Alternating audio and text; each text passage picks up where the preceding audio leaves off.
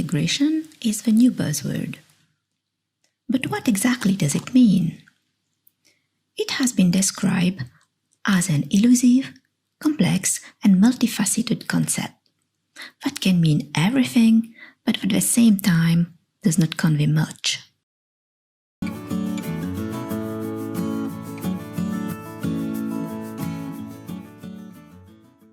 In order to understand the concept of regional integration, we need to come to terms with some important concepts. You have certainly come across phrases like the return to regionalism or the rise of regionalism. What is the difference between regionalism and regionalisation? What about new regionalism and old regionalism? How do they relate to regional integration? In this short video, we will try to shed light on these terms. So let's get started.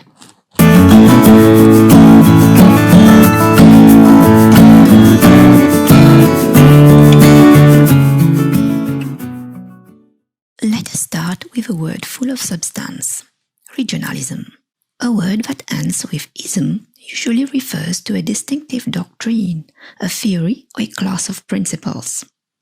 For instance, we have words such as capitalism, an economic and political system in which trade and industry are controlled by private owners for profit; individualism, a belief in personal independence. Due to the widespread use of words such as communism, sexism, or racism, many words with a suffix ism are attributed a negative connotation, often undeservedly. Regionalism can be defined as the set of principles and beliefs leading to the formation of regions. We should think of it as an idea or doctrine. Thus, we talk of regionalism as opposed to nationalism or multilateralism.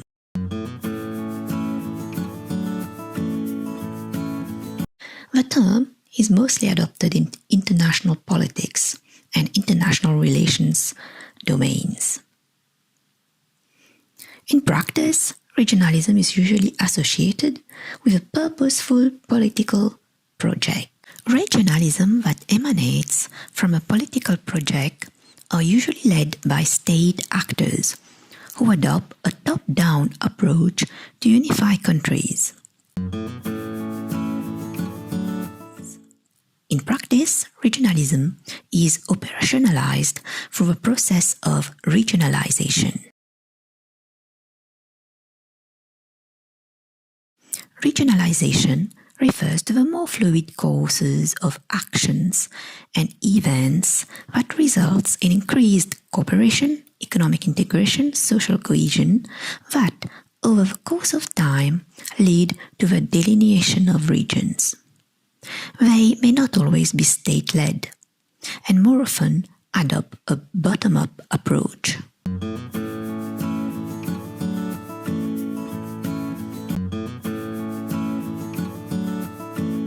In the past half-century, regionalism flourished across the globe through various regional projects.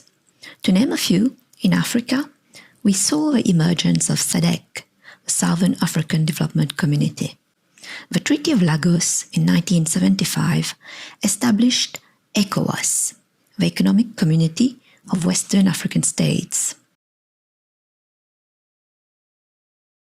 A more ambitious regional project is the African Union. It was launched in 2002 and aims at achieving greater unity and solidarity between African countries and their people.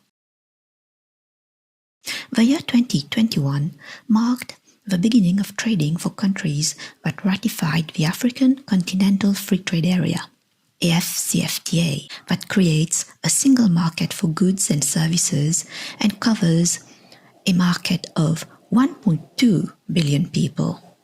In America, Mercosur, the Southern Common Market, grew out of efforts to integrate Latin American economies through the Latin American Free Trade Association. In the north, the United States, Mexico, Canada Agreement superseded NAFTA on July 1st, 2020.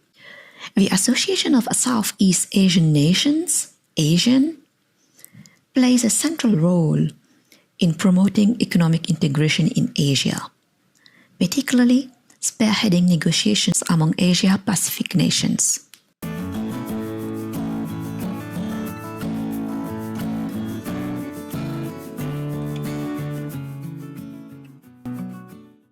New regionalism takes a multi-stakeholder approach, where the identities, interests, and expectations of local groups and individuals contribute to the regionalist project, besides that of a state actor.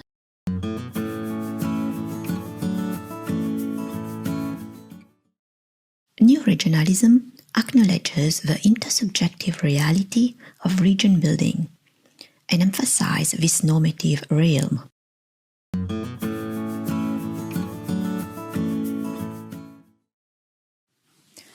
This is in contrast with classical views of regionalism that tend to emphasize rational behavior, where cooperation is based on a pre-given set of rules and frameworks largely influenced by material or economic incentives.